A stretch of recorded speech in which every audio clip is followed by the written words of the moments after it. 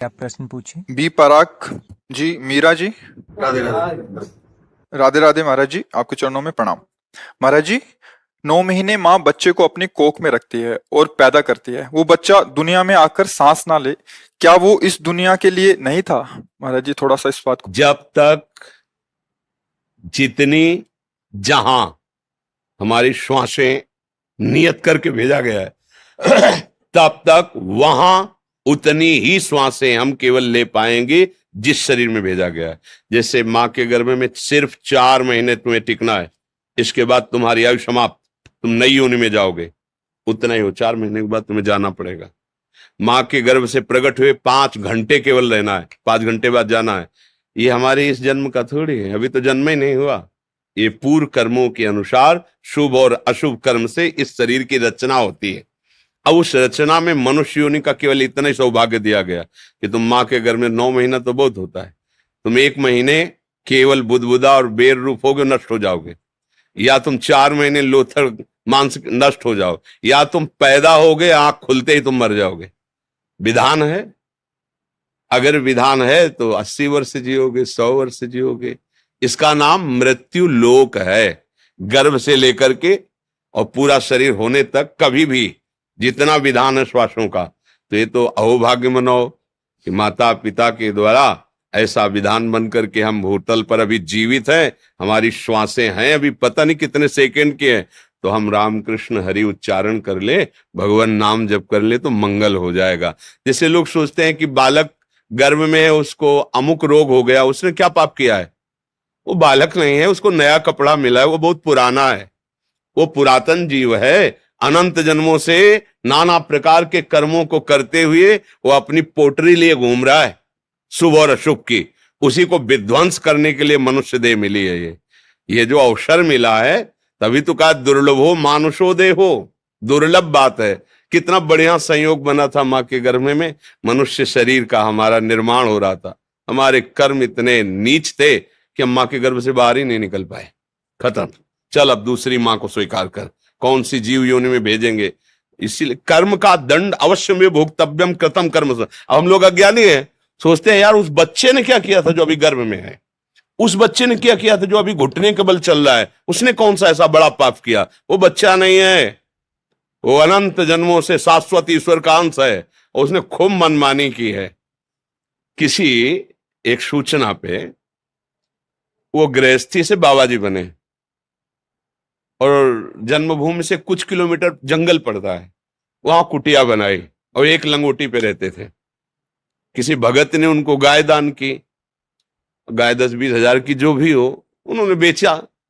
अब शराबियों को पता चला तो पैसा लेने के कारण कहाँ रखा है, उनकी पहले दोनों आंखें निकाली, उनका पेट फाड़ दिया और पेड़ पे टांग दिया उनको, और लूट ले गए। जब ये बात हमें सुनने को मिली तो एकदम एक लगता है ना कि भगवान के लिए उन्होंने घर गृहस्थी और वेश बनाया, लेकिन पीछे उन्होंने जो किया उसका हिसाब ये है। जैसे बचपन से हमें याद नहीं हमने किसी को ऐसे कष्ट दिया हो। बाबा जी है, किडनी दोनों फेल है, डायलिसिस, अभी थोड़ी देर में डायलिसिस में चले जाएंगे। क्या भीष्म जी कह रहे हैं, मैंने प्रभु कई जन्म देखे कि हमने किसी को दंड नहीं दिया, 6 महीने से बाणों की सैया पे पड़ा हूं। भगवान ने कहा कितना देखा? बोले 100 जन्म। बोले और आगे बढ़ो। यहां तो पूरा रजिस्टर भरा पड़ा है। तो ये जन्म जन्मांतरों का जो शुभ और अशुभ कर्म है, उससे कुछ निकाल करके इस देह की रचना होती है। शुभ अशुभ माने पाप और पुण्य दोनों मिलाकर। इसे केवल पाप तो यातना देह, केवल पुण्य तो देव देह, और पाप और पुण्य मिश्रित तो मानव देह। कितने समय तक ये है। इस ऑफिस में भेजा गया, सरकारी हुक्म हुआ ट्रांसफर आज ही, आज अभी बस्ता नहीं रख पाए, ट्रांसफर, भागना पड़ेगा। सरकारी आदमी हो, भगवान के अंश हो, चलो दूसरी सुकर योनि में चलो। कुकर योनि अनंत जन्म भटकने पड़ते, तब कहा गया दुर्लभो मानुषो देहो। लेकिन सावधान, देही नाम क्षण भंगिरा, एक क्षण में नष्ट हो जाने वाला है। तो क्या करे? तत्रापि दुर्लभम मन्नेत वैकुंठ प्रिय दर्शनम। भगवान श्री हरि के प्रेमी जनों का दर्शन करके उनसे सीख ले लो कि जीवन सार्थक कैसे होगा। साधन धाम मोक्ष कर द्वारा पाए न जे परलोक सम्हारा। गर्भ में जब जीव 8 महीना से आगे बढ़ता है तो उसको भगवान ज्ञान देते हैं। भागवत में कपिल देव भगवान ने वर्णन किया। उसे अनेक जन्मों की याद आती है कि ये जो माँ के मलमूत्र के बीच में आंतों की झिल्ली में मैं लिपटा हुआ हूं, ये मेरे कर्म का फल है। अब जैसे ही चेतना जागृत होती, भयानक पीड़ा होती है। जैसे अपने को किसी प्लास्टिक के उसमें बंद किया जाए तो कैसा लगेगा, पर उसमें नाभि से कनेक्शन होता है तो जीवन यात्रा चलती रहती है। पर श्वास लेना ये सब असंभव होता है, क्योंकि वो कुंडलाकार होता है, बड़े ही वैसे लिबलिबे पदार्थों से वो ऐसा होता है, तो श्वास लेना या कुछ कर पाना उसके लिए असंभव, भारी पीड़ा। तो वो भगवान की प्रेरणा से ज्ञान तब प्रार्थना करता है कि यद्यपि प्रभु मैं यहां बहुत कष्ट पा रहा हूं, पर बाहर निकलने में मुझे डर लग रहा है। यहां का कष्ट तो असहनीय है, पर जब मैं बाहर जाऊंगा आपकी माया मुझे घेर लेगी, मैं फिर आपको भूल जाऊंगा। पर प्रभु ऐसी कृपा करो, एक बार मुझे निकालो यहां से, और मैं अब जाकर आपका ऐसा भजन करूंगा, दोबारा किसी भी मां की गर्भ में नहीं जाऊंगा, किसी भी योनि से पैदा नहीं होऊंगा, मुक्त हो जाऊंगा एक बार। तो भगवान की प्रेरणा से उसका ज्ञान लुप्त हो जाता है, और जब वो पैदा होता है तो कहां कहां वो जो अभी ज्ञान था वो कहां गया। भूमि परत भा ढावर पानी, और जिम जी वही माया लपटाली। जैसे शुद्ध बूंद जमीन में गिरा और वो गंदा हो जाता है, ऐसे ही जब हाँ ज्ञान का विकास, ये अम्मा है इनको पापा बोलो, अब वो संस्कार इतने दृढ़ होते चले जाते कि मैं शरीर, मेरे संबंधी, मेरा परिवार, मैं करता, मैं, फिर भूल हो गई, फिर भूल हो गई। जैसे 84 दरवाजों का मकान है और 83 दरवाजे बंद हो और एक ही दरवाजा खुला हो, आंखों से दिखाई न दे रहा हो, तो टटोल के ही तो चलेगा। और जहां वो दरवाजा खुला वाला आता है तो उसे खुजली लग जाती है, वो दोनों आते पैर चल रहे हैं, अब वो क्रॉस कर, फिर उसको 83 दरवाजे बंद नहीं मिलते, फिर घूम, फिर खुजली। बस यही हालत हमारी है। 83,99,999 योनियां जो बंद हैं, आप मोक्ष पदवी प्राप्त नहीं कर सकते। एक केवल खुला दरवाजा, ये साधन धाम मोक्ष कर द्वारा, ये मनुष्य शरीर। अब इसमें एक जगह खुजली है, जनेन्द्री, रसेंद्री, नेत्रेंद्री, श्रवणेन्द्री, त्वगेंद्री, मार आतंक मचाए है। कोई भी इंद्री चैन से रहने दे रही, ये देख लो, ये सुन लो, ये बोल लो, ये भोग लो, ये चख लो, ये सूंघ लो। पूरा जीवन इसी इंद्रियों के दुलार में कट गया, और जब होश आया चलने का, तब हमने तैयारी चलने वाली तो कुछ की ही नहीं थी। ना पास मिला, ना धन एकत्रित किया, ना बेग सजाई, और तुरंत निकाला जा रहा है। और जहां हमने जो कुछ कमाया वो सब छोड़ा, क्योंकि जिस देश में जाना है वहां जाएगा नहीं है कुछ। अब हमारे लिए पास होना चाहिए भाव, दास्य भाव, सख्य भाव, वात्सल्य भाव, कांता भाव या ज्ञान भाव, शांत भाव, वो पास है नहीं। धन होना चाहिए नाम, कबीरा सब जंग निर्धना, धनवंता नहीं कोई, धनवंता सोई जालिए जाके राम नाम धन, वो धन है नहीं।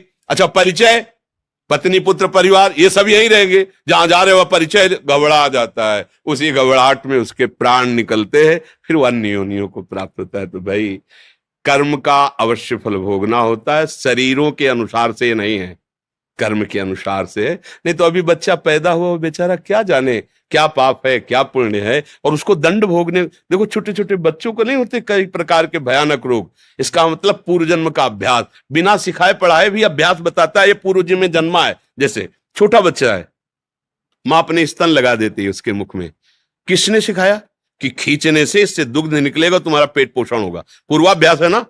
बच्चा वो सैया पे हो, आप ऐसे वो रोने लगेगा, ये किसने बताया कि ये तुम्हारे प्रतिकूल व्यवहार है, ऐसे वो किलकारियां मानने लगे, ये किसने बताया उसको अनुकूल। मतलब ये गुरु है पुराना, ये पुराना पुरातन भगवान का सब जानता है, केवल व्यवहार में इसने नया कपड़ा धारण किया है।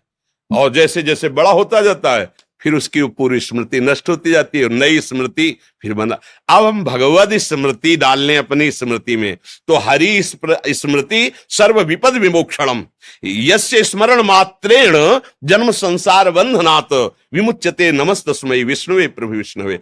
अब मार्ग भी मिलता है भगवान का, अगर कृपा करके मनुष्य शरीर मिला और मार्ग भी मिला, तो ऐसा विषय आकर्षण कि भगवान का वर्तमान में तो आनंद अनुभव आता नहीं है, तो लगता है यार भगवान तो बाद में भी मिल जाएंगे, ये भोग अभी भोग लो, फिर फिसल ये ऐसी काई है, फिर फिसल कर वही पहुंच गया जहां से फिर नहीं खड़ा होकर ऊपर चल सकता है।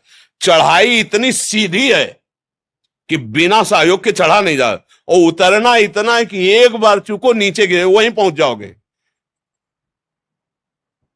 गृह कारज नाना जंजाला, तेत दुर्गम शैल विशाला, ये सरावत कठिनाई राम कृपा बिल आए ल जाई। वर्तमान के भोग जब सामने होते हैं तो दो पक्ष रखा जाता है, तुम्हें भगवत प्राप्ति करनी है भोग, तो कहते भगवत प्राप्ति तो कल भी कर लेंगे, भोग आज भोग लेते हैं, फिसल जाता है। भगवदानंद की प्राप्ति के लिए मनुष्य शरीर है, और बड़ा सौभाग्य है जो अभी हमारे में प्राण है। अब हमको अपना सुधार कर लेना चाहिए आगे के लिए। विवेक से सोचो, हम कोई ज्ञान वैराग्य की बात नहीं कर रहे, हम तो एक अपने मित्र की तरह बात कर रहे हैं।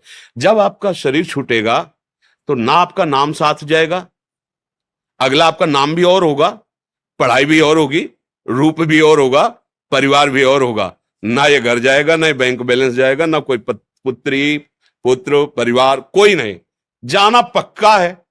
ऐसा नहीं कि बचोगे अपने लोग, जाना पक्का है यार। कम से कम जहां जाना वहां की तो थोड़ी तैयारी तो कर लो भाई। 90% इधर खर्चा कर लो तो 10% तो लगा दो अपने कल्याण के लिए। 24 घंटे में 24 मिनट यदि नाम जप करोगे तो हम वृंदावन में बैठे हुए कह रहे हैं तुम्हारी दुर्गति नहीं होगी। 24 मिनट, 24 घंटे होते हैं ना, 24 घंटे, 24 मिनट, एक घड़ी कहते हैं उसको। 24 मिनट मेरे प्रभु इतने कृपालु हैं कि अगर तुम 24 मिनट दे दोगे तो, कहते हैं ना कोई बात सत्य कहने तो मंदिर में चढ़ के बोलो, कहते हैं ना मंदिर क्या है, ये तो भगवान का निज महल है, वृंदावन धाम। 24 मिनट जपोगे और अपने थोड़े आचरणों को सुधार लो तो भगवान कृपा करेंगे। एक बार जिन नाम ली हित सोहयति दीन, ताको संग न छाड़ही प्रभु अपनो कर लीन। इतने करुणा वरुणालय हैं कि वो आपको लगता होगा कि ग्रंथों में केवल लिखा है, नहीं, हम लोग लिखे पढ़े से नहीं जीवित हैं, ध्यान रखना। बनावटी जीवन से नहीं जीवित हैं, लिखे पढ़े की बातों से नहीं जीवित हैं, छाती की बात से जीवित हैं। निष्पक्ष बात कह रहा हूं, अनंत माताओं जैसा उनका प्यार और दुलार और सामर्थ्य 24 घंटे में 24 मिनट केवल तुम नियम बना लो कि 24 मिनट तो मैं अपने प्रभु को देता हूं।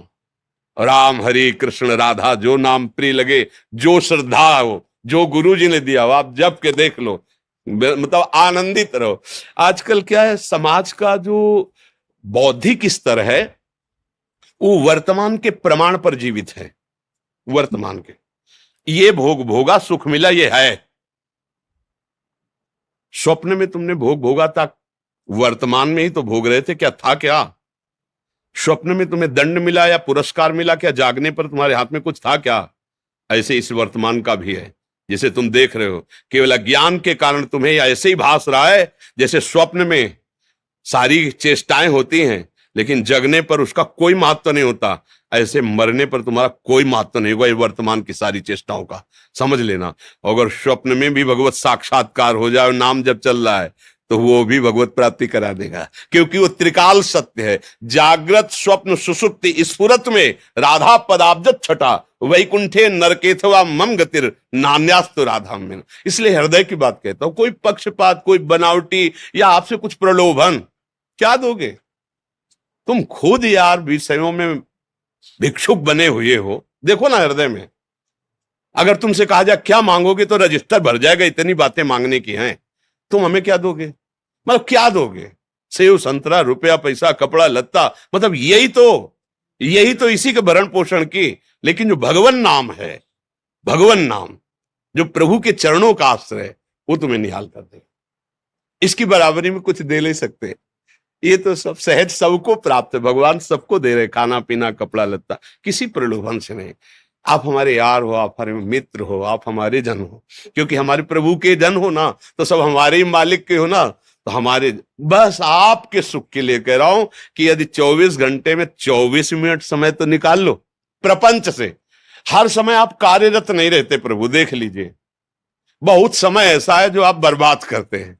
हम कार्य वाले समय में नहीं कह रहे कि तुम ध्यान करो, नहीं, डट के कार्य करो। तुम्हें जो कार्य मिला एकाग्रता पूर्वक करो, नहीं कर नहीं पाओगे, प्रभु का भाव बना लो और कुछ मिनट जब प्रभु के लिए दो, तब उस कार्य को रोको यार। फिर 24 मिनट मालिक को दे रहे हो तो अब थोड़ा मन को सावधान करो कि यार 24 मिनट की बात है, इसके बाद तुम जहां कहोगे हम चलेंगे, जो शांति से उसको फुसला के 24 मिनट जो नाम प्रिय लगे, राधा राधा राधा, कृष्ण कृष्ण, राम राम, शिव हरि, जो फिर देख लो थोड़ा लंबे समय तक। जो हमारे ऋषियों ने सिद्धांत बनाया उसको समझो। दीर्घ काल निरंतर सत्कार सेवितो दृढ़ भूमि, पातंजलि महाराज कहते हैं लंबे समय तक पूर्ण श्रद्धा रख करके भावपूर्वक ये जप करोगे तो तुम्हें चमत्कार दिखाई देने लगेगा। पहले नाम तुम्हारे पापों को नष्ट करेगा। अब जो पापों को नष्ट कर रहा, जलन पैदा हो रही, आपने छोड़ दिया तो बात तो बनी नहीं। लंबे समय तक नाम को श्रद्धा विश्वास पूर्वक, विश्वास से समझ में आता। सबरी मैया को उनके गुरुदेव ने कहा था कि हम परम धाम जा रहे हैं, विमान आ रहा है प्रभु का, तुम्हें तो हम ले जा नहीं सकते, पर बेटा भजन के प्रताप से मैं देख पा रहा हूं कि भगवान स्वयं आके तुम्हें दर्शन देंगे। सबरी जी ने वही आशा की। बहुत समय व्यतीत हो गया, भगवान नहीं आए, पर गुरु जी के वचनों पर अविश्वास नहीं हुआ। रोज पावड़े डालना, रोज वैसे ऊब नहीं गई कि यार कितने वर्ष हो गए, गुरु जी ने कहा था, फुसला तो नहीं दिया। और एक दिन भगवान आए, सबरी जी को मिले। तो ये सत्य मार्ग है, थोड़ा समय लगेगा।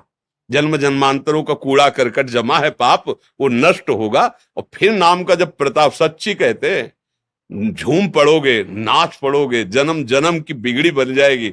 कोई प्रलोभन के लिए, कोई ये जादू टोला की बात नहीं, ये सत्य महर्षियों की बात है। और हमें लगता है आप अंदर से तो कहीं ना कहीं बात समझ ही रहे हैं, नहीं समझ रहे। ये सब छूटेगा, जाएगा तो भगवान का ही भजन साथ जाएगा। समझ में तो इतना आ ही रहा है ना जी। मैं अपने बोलता हूँ, नाम से ही सभी कुछ होना है और किसी से कुछ नहीं होगा। हाँ, सत्य विषय। नाम लेते वो हंसते हैं कई बार, पर मैं बोलता हूँ कि देखो अभी समझ जाओगे, जैसे आपने बोली जी, तभी मैं सिंगर हूँ जी। हाँ, दीप राग नाम है। अच्छा, हाँ, हमारा तो नहीं मैं समझ सकता हूँ। हमारा तो मैं सभी को यही बोलता हूँ, हमारे साथ जो क्वेश्चन मैंने पूछा था ये हमारे साथ ही बीता है जी। और अब हम निकल रहे हैं, उससे कुछ कर रहे हैं। और देखो, जैसे ये गांधर्व विद्या है, गान विद्या, ये गांधर्व विद्या है। इस विद्या के द्वारा हम लोक रंजन करते हैं, लोक रंजन करते हैं।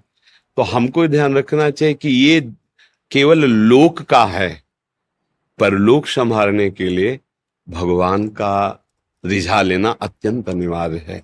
कोई भी गायन विद्या हो, हमारी प्रधानता लोक रंजन में रहती है, हमारी प्रधानता श्री भगवान में नहीं रहती। एक बार क्या हुआ कि तानसेन ने बहुत सुंदर आलाप लेकर के अकबर के दरबार में गाया। बहुत बड़े गायक थे तानसेन जी। तो अकबर ने कहा वाह वाह, विश्व में तुम्हारे जैसा गायक नहीं। बोले ना ना, ऐसा मत बोलो, अभी आपने हमारे गुरु जी का गायन नहीं सुना, अगर गायन सुनोगे तो उनकी जूठन भी हम नहीं है। वह तुमसे भी बढ़कर? बोले हाँ। बोले कौन गुरु है? बोले वृंदावन में विराजमान स्वामी श्री हरिदास जी महाराज। तो बोले बुलाओ उनको सभा में। बोले वो ऐसे नहीं कि तुम्हारे बुलाले सभा में आ जाएंगे, आपको चलना पड़ेगा, वो भी बादशाही वेश से नहीं, साधारण वेश से। तो उनका हम वो गुणग्राही थे, बड़े बड़े संतों का संग किए, साधारण वेश में पाग बांधकर, और कुंज निधिवन है ना, वहां लता में बैठा के आप चुपचाप। और स्वामी जी के पास गए, प्रणाम किया और कहा स्वामी जी अमुक राग का वो विस्मरण हो रहा है। तो जे भी सामने बिहारी जी के उठा करके शुरू किया, वो बोल पड़ा वाह वाह वाह, मतलब एकदम आनंद समय। तो स्वामी जी ने कहा कि यहाँ कौन है? वाह वाह तो इधर से निकलती थी बिहारी जी के सामने श्रीमुख से, ये आज कौन बोला? तो झूठ तो बोलने से। बोले गुरुदेव सम्राट अकबर आया हुआ है। कहा नहीं, ये झूठा हो गया पद। अब वो तो सामने आए, साष्टांग दंडवत की। तो कहा कि स्वामी जी आज तक ऐसी वाणी वैसा गायन। तो उनका तुम अभी तक संसार के रिझाने वालों की आवाज सुनते रहे हो, ये आवाज व्यास अखिल कोटि ब्रह्मांडों के स्वामी बादशाह प्रभु के लिए है। परम राग के ज्ञाता श्री स्वामी हरिदास जी महाराज तानसेन के गुरु जी थे। तो अपने को ध्यान रखना है कि ये हमारा भगवत स्वरूप जनों का रंजन है।